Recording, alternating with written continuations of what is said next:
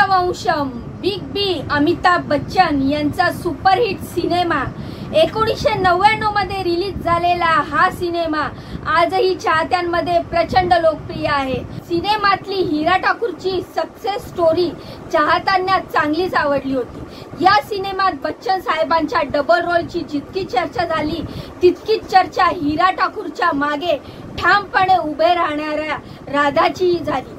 पण ती राधा सूर्यवंशनंतर कुठल्याही बॉलिवूड सिनेमात कधीच दिसली नाही। त्याचं आजही अनेकांना आश्चर्य वाटतं। त्या अभिनेत्रीचं नाव म्हणजे सौंदर्या। सौंदर्या ही खरं तर साऊथची अभिनेत्री, पण सूर्यवंशम या एकाच सिनेमानं तिला बॉलिवूडमध्ये चांगलीच ओळख मिळवून दिली। पण सूर्यवंशम हा सौंदर्याच्या करिअर मधला पहिला आणि शेवटचा बॉलिवूड सिनेमा ठरला। याचं कारण म्हणजे सौंदर्याचं अकाली झालेलं निधन। 2004 मध्ये एका विमान अपघातात सौंदर्याचा मृत्यू झाला। अवघ्या 31व्या वर्षी तिचं निधन झाल्याने त्यावेळी इंडस्ट्रीतून हळहळ व्यक्त करण्यात आली। पण सौंदर्याच्या अचानक झालेल्या मृत्यूवरून आता तब्बल 21 वर्षांनंतर मोठा ट्विस्ट निर्माण झालाय।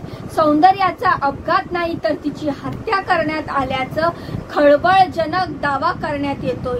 इतकंच नाही तर याबाबत साऊथचे ज्येष्ठ अभिनेत्याविरोधात तक्रारही दाखल करण्यात आली आहे। संपत्तीच्या वादातून सौंदर्याची या अभिनेत्याने हत्या केल्याचा आरोप या तक्रारीत करण्यात आलाय। मुख्य म्हणजे हा अभिनेता आणि सौंदर्याची जोडी ही त्या काळी साऊथ मधली सगळ्यात हिट जोडी होती। पण याच अभिनेत्यावर आरोप झाल्याने आता मोठी खळबळ उडालेली आहे। हे संपूर्ण प्रकरण नक्की काय आहे? सूर्यवंशम फेम सौंदर्याचा मृत्यू कसा झाला? त्यावरून साऊथच्या अभिनेत्यावर होणारे आरोप नक्की काय? त्याचीच माहिती सांगणारा हा आजचा व्हिडिओ आहे। असं कोणीच नसेल ज्यांनी सूर्यवंशम पाहिला नाही आणि तुम्हाला देखील तो सिनेमा प्रचंड आवडला असेल तर हा व्हिडिओ आहे तुमच्यासाठी। नमस्कार, मी रीमा माझ्या या YouTube चॅनलवर तुमचं खूप खूप मनापासून स्वागत करते। तर आजच्या व्हिडिओमध्ये आपण सौंदर्याबद्दल जाणून घेणार आहोत। तर सौंदर्या आणि तिचा अपघात याबद्दल सर्वात आधी आपण माहिती घेऊया। सौम्या सत्यनारायण हे सौंदर्याचं खरं नाव, पण ती फिल्म इंडस्ट्रीमध्ये सौंदर्या या स्टेज नावानंच ओळखली जायची।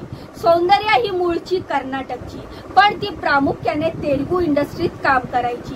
सौंदर्याने आपल्या 12 वर्षाच्या फिल्म करिअर मध्ये 100 पेक्षा जास्त सिनेमांमध्ये काम केलं। तिने तमिळ, तेलुगू, मल्याळम, कन्नड आणि हिंदी अशा 5 भाषांमध्ये काम केलंय। 2003 पर्यंत ती यशाच्या शिखरावर पोहोचली होती। सिनेमाच्या यशानंतर सौंदर्याने राजकारणातही प्रवेश केला। 2004च्या लोकसभा निवडणुकीमध्ये भाजपचा प्रचार करत होती, पण याच दरम्यान तिचं दुर्दैवी निधन झालं। 17 एप्रिल 2004 ला सौंदर्या आंध्र प्रदेशातल्या करीमनगर येथे भाजपच्या एका रॅलीसाठी विमानाने जात होती। ते 4 सीटर खाजगी विमान होतं। विमानात तिच्या सोबत तिचा भाऊ अमरनाथ, भाजप कार्यकर्ते रमेश कदम आणि पायलट जॉय फिलिप्स असे 4 जण होते। या विमानानं बंगलोरहून सकाळी 11 वाजता टेक ऑफ केलं, पण टेक ऑफ केल्यानंतर काहीच वेळात या विमानाचा भीषण अपघात झाला। 100 फूटवर गेल्यानंतर या विमानाला अचानक आग लागली। यामुळे पायलटचा विमानावरचा कंट्रोल सुटला आणि विमान जोरात जमिनीवर कोसळलं। हे विमान बंगलोरच्या गांधी कृषी विज्ञान केंद्राच्या कॅम्पसमध्ये कोसळलं होतं। कॅम्पस मधल्या सगळ्या लोकांनी हा अपघात पाहिला। त्यांनी मदत करण्यासाठी धाव घेतली, पण तोपर्यंत विमान पूर्णपणे जळून खाक झालं होतं। या अपघातात विमानातल्या 4ही जणांचा जागीच मृत्यू झाला होता। अपघातात सौंदर्याचं शरीर पूर्णपणे भाजलं होतं। तिचा चेहराही ओळखू येत नव्हता। सौंदर्याच्या कुटुंबियाला अंत्यसंस्कारासाठी तिचा मृतदेहही मिळाला नाही। या घटनेने सगळ्यांनाच मोठा धक्का बसला। याबाबत तत्कालीन पंतप्रधान अटल बिहारी वाजपेयी, कर्नाटकचे तत्कालीन मुख्यमंत्री S.M. कृष्णा यासारख्या नेत्यांनीही शोक व्यक्त केला होता। त्यावेळी या घटनेची अपघात म्हणून नोंद करण्यात आली होती। तपासात पायलटच्या चुकीमुळे हा अपघात झाला असं सांगण्यात आलं। विमानाला उड्डाणाच्या वेळी आवश्यक स्पीड मिळाला नाही, त्यामुळे ते आकाशात गेल्यावर स्लो झालं आणि हा अपघात झाला अशी माहिती पोलीस तपासात देण्यात आली। या अपघातात 31 वर्षाच्या सौंदर्याचा मृत्यू झाला।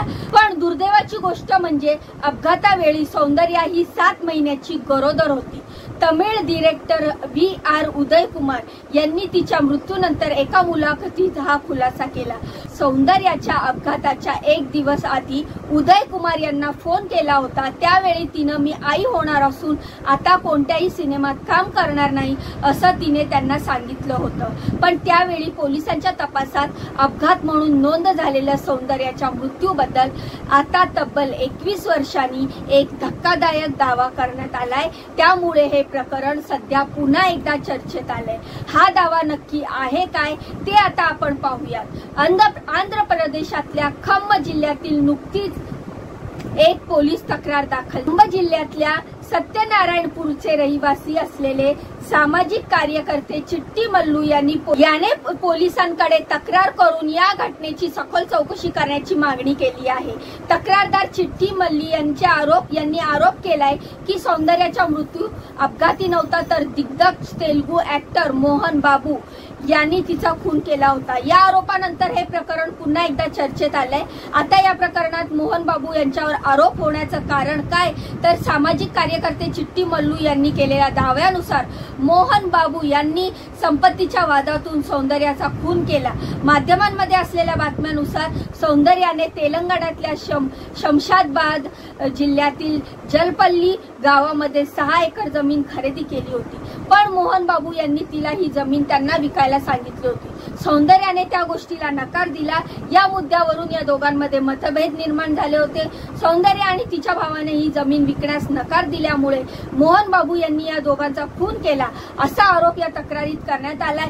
सौंदर्याच्या मृत्यूनंतर मोहन बाबू यांनी तिच्या घरच्यांवर दबाव आणला आणि ही जमीन हडपली। तेव्हापासून ते या जमिनीवर अवैध कब्जा करून आहेत असाही दावा या तक्रारीत करण्यात आला आहे। चिट्टी मल्लू यांनी खम्मचे एसीपी आणि खम्म जिल्हा अधिकाऱ्यांकडे याबाबत तक्रार दाखल केलेली आहे। मोहन बाबू यांनी हडपलेल्या या जमिनीचा ताबा सरकारने घ्यावा आणि ही जमीन अनाथ आश्रमाला दान करावी किंवा पोलिसांनी वापरासाठी देण्यात यावी अशी विनंती चिट्टी मल्लू यांनी केलेली आहे। पण चिट्टी मल्लू यांनी केलेल्या या दाव्यामुळे संपूर्ण साऊथ फिल्म इंडस्ट्रीमध्ये मोठी खळबळ उडाली आहे, कारण सौंदर्य आणि मोहन बाबू यांच्या ऑन स्क्रीन जोडीला तेलुगू इंडस्ट्रीतील हिट जोडी म्हणून ओळखलं जायचं। 2004 मध्ये भाजपाच्या निवडणुकीच्या प्रचारामध्ये सामील होण्याच्या काही दिवसाआधी सौंदर्य मोहन बाबू यांच्या सोबत शिवशंकर या सिनेमाचं शूटिंग करत होती। पण निवडणुकीच्या प्रचारासाठी तिने शूटिंग मधून काही दिवसांचा ब्रेक घेतला होता। मोहन बाबू सहसा सिनेमाच्या शूटिंगच्या दरम्यान कोणालाही शहराबाहेर जाऊ देत नसायचे। त्यांनी सौंदर्याला थांबवण्याचा प्रयत्न केला होता, पण सौंदर्याने आग्रह धरल्यामुळे त्यांनी तिला परवानगी दिली होती असंही सांगितलं जात आहे। शिवशंकर ही सौंदर्याची शेवटची तेलुगू फिल्म ठरली। ही फिल्म तिच्या मृत्यूनंतर रिलीज झाली। सौंदर्याने 2003 मध्ये तिच्या बालपणीचा मित्र आणि सॉफ्टवेअर इंजिनियर असलेल्या जी रघु सोबत लग्न केलं होतं। लग्नाच्या 2 महिन्याआधी तिने तिचं मृत्यूपत्रही तयार केलं होतं, ज्यात तिने बँगलोर आणि हैदराबाद मधील तिच्या अनेक मालमत्ता कुटुंबातील वेगवेगळ्या सदस्यांना देण्याचं सांगितलं होतं। या मृत्यूपत्रात तिने तिचे दागिने, रोख रक्कम आणि इतर सर्व काही कुटुंबातील सदस्यांच्या नावे केलं होतं। आता सौंदर्याच्या अपघाती मृत्यूच्या 21 वर्षानंतर चिट्टी मल्लू यांनी केलेल्या आरोपामुळे ही घटना पुन्हा एकदा गाजायला लागली आहे। एवढंच नाही तर त्यांनी मोहन बाबू यांचे चिरंजीव यांच्यावरही धमकी दिल्याचा आरोप केलाय। मंजू मनोज यांनी मला जीवे मारण्याची धमकी दिल्याची चिट्टी मल्लू यांनी सांगितलेलं आहे। तक्रारीत तसं त्यांनी लिहिलेलं आहे। या प्रकरणात पोलिसांकडे त्यांनी सुरक्षेची मागणी केलेली आहे। दरम्यान हा व्हिडिओ शूट होईपर्यंत अभिनेते मोहन बाबू किंवा त्याच्या कुटुंबियांकडून याबाबत कोणतंच स्टेटमेंट करण्यात आलेलं नव्हतं। चिट्टी मल्लू यांनी आता केलेल्या या दाव्यामुळे अनेक प्रश्न उपस्थित राहत आहेत। सौंदर्याच्या मृत्यूबाबत जर चिट्टी मल्लू यांना आधीच माहित होतं तर त्यांनी त्याच वेळी याबाबत पोलिसांना तक्रार का केली नाही, इतकी वर्ष वाट का पाहिली असे देखील प्रश्न निर्माण होत आहेत. तर या सर्व आरोपांमुळे सौंदर्याच्या मृत्यूमागचं खरं कारण काय आहे, खरं गूढ काय आहे, तिचं खरंच हत्या झाली होती का तिचा अपघाती मृत्यू झाला होता, याचा पोलीस कसा छडा लावणार याकडे सगळ्यांचंच लक्ष लागले. तर या सगळ्याबाबत तुम्हाला काय वाटतं, तुमच्या या व्हिडिओबाबत मी दिलेल्या माहितीबद्दल काय प्रतिक्रिया आहेत, मला कमेंटच्या माध्यमातून नक्की सांगा. जाण्याआधी व्हिडिओला लाईक करा, चॅनलला सबस्क्राईब करा. भेटूया पुढच्या व्हिडिओमध्ये अशीच दमदार अपडेट घेऊन. तोपर्यंत स्वतःची काळजी घ्या. बाय आणि नमस्कार.